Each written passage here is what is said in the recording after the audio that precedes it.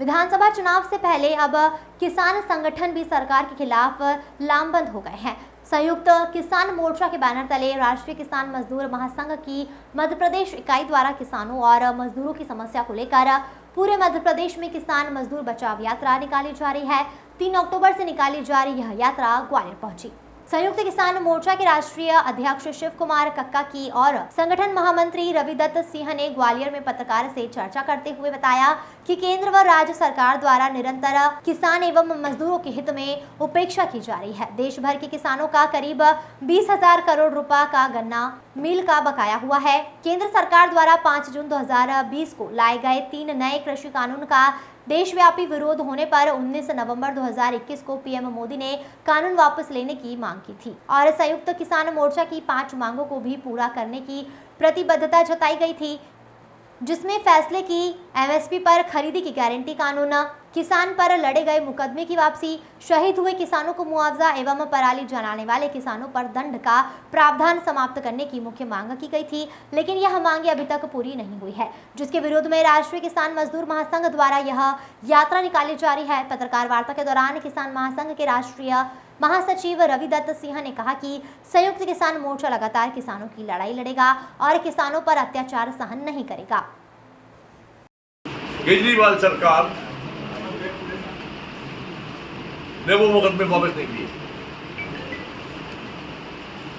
पंजाब में 80 साल के बूढ़े किसान को लाठियों से पीट के ऊपर से मार डाला।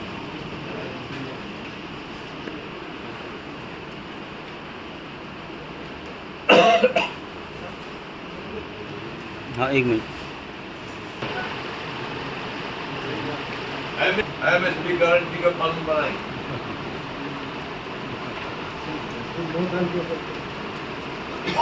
6 गुना बढ़ने वाली इस देश की उसका एक दिया। पराली जलाने पर, पराली मतलब धान का भूसा, तो सरकार की जवाबदेही है कि आप हमको जलाने से रोक रहे हैं, बताओ क्या करें उसका। कक्का जी, जो 15 जिले हैं कितने जिले शामिल रहेंगे किसान सम्मेलन होगा? 15 जिले कितने जिले शामिल रहेंगे?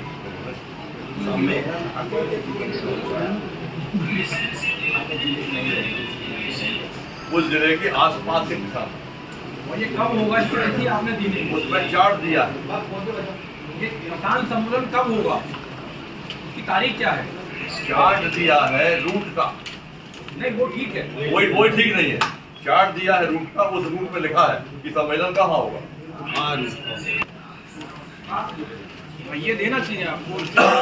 और हमें तो बहुत कुछ करना चाहिए। हाँ, सब हमारी जवाबदारी है ना। आपने बुलाया है ना? हाँ, नहीं हमारी है, बहुत बड़ी गलती हो गई। हाँ जी, तो 10 पेज का मांग पत्र में 166 मांगे। अब 10 पेज भेजने में हमको दिक्कत है, तो हमारे जितने भी जिले हैं उन सब जिले वालों ने कहा प्रदेश में अत्याचार हो रहा है, इसको लेकर आप पूरे प्रदेश में भी घूम रहे हैं, सभाएं कर रहे हैं, आप रैली निकाल रहे हैं, यात्राएं निकाल रहे हैं। किस तरह से मान के चल रहे हैं कि किसानों को कितना इन 18 सालों में किसान के साथ घात हुआ है या परेशानी आई? बताइए। देखिए, हम तो 18 वर्ष 7 माह का रिपोर्ट कार्ड जनता के किसानों के बीच में रख रहे हैं। 15 महीने का कांग्रेस का भी। 18 साल 7 माह में सुसाइड रेट डबल हो गया किसानों का।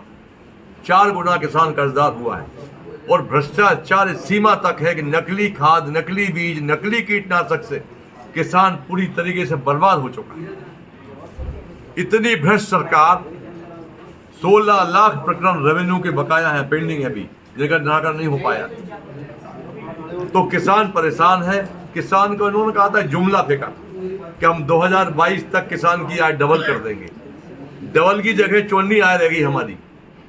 जिस अनुपात में दाम बढ़े हैं, डीजल का दाम बढ़ा है। गुजरात में डीजल सब्सिडी मिलता है किसानों को क्योंकि वहां का पीएम है, पर मध्य प्रदेश में डीजल उसी रेट मिलता है जो रेट सबका है।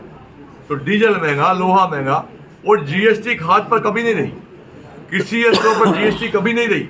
18% जीएसटी खाद पर, प्लास्टिक पर, हमारे यंत्रों पर, रोटावेटर, सीड ड्रिल, कल्टीवेटर, हर चीज पर जीएसटी लगा दी है। किसान सरकार तो ये बोल रही है कि किसानों की आय दुगनी हुई है, 1.5 गुना हुई है। काफी सालों से बोलती चली आ रही है। अभी प्रधानमंत्री नहीं, अब वो मामला हो गए। ये जुमला था उनका 2 साल पीछे, 20 में बोलते थे वो, हम 22 तक डबल कर देंगे।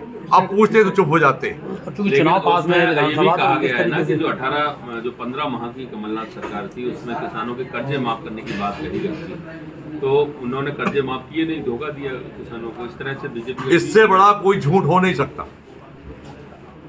14,600 करोड़ रुपए का कर्जा माफ हुआ, पहली किस्त आई 1 लाख की।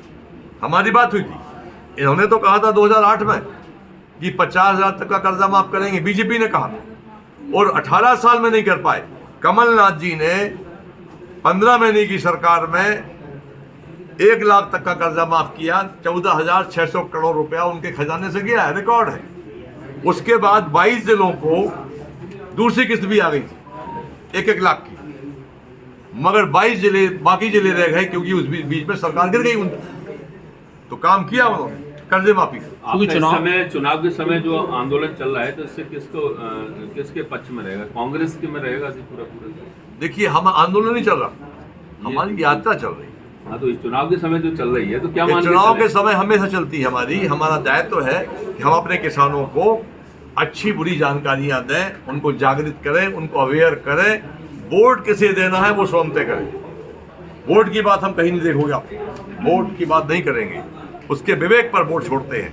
परंतु उसका शोषण किसने किया, हमारे खिलाफ अंतर्राष्ट्रीय कानून 6 से लेके कौन आया, 750 किसान मर गए, उनके साथ किसने विश्वासघात किया, मंदसौर गोलीकांड के तमाम 3,000 किसानों पर केस चले, वापस करने को कहा था, क्यों नहीं वापस लिए, ये तो बताएंगे।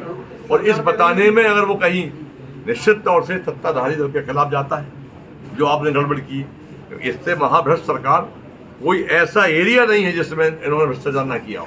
हमको कृषि क्षेत्र से ज्यादा मतलब। सरकार कह रही है हम किसानों का सम्मान करते हैं, किसान को सम्मान निधि दे रहे हैं। अपमान निधि हमारी 6,000 रुपया 5 लोगों में बांट दीजिए, एक का सिक्का था एक व्यक्ति के ऊपर।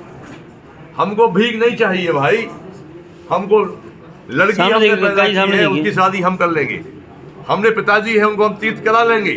हमारी बहन है, उसकी रक्षा कर लेंगे। हमको केवल और केवल फसल का वाजिब दाम दे दीजिए। हमको आपसे भीख नहीं चाहिए, हमको फसल का उचित दाम चाहिए और एक बार ऋण मुक्ति चाहिए। ठीक है।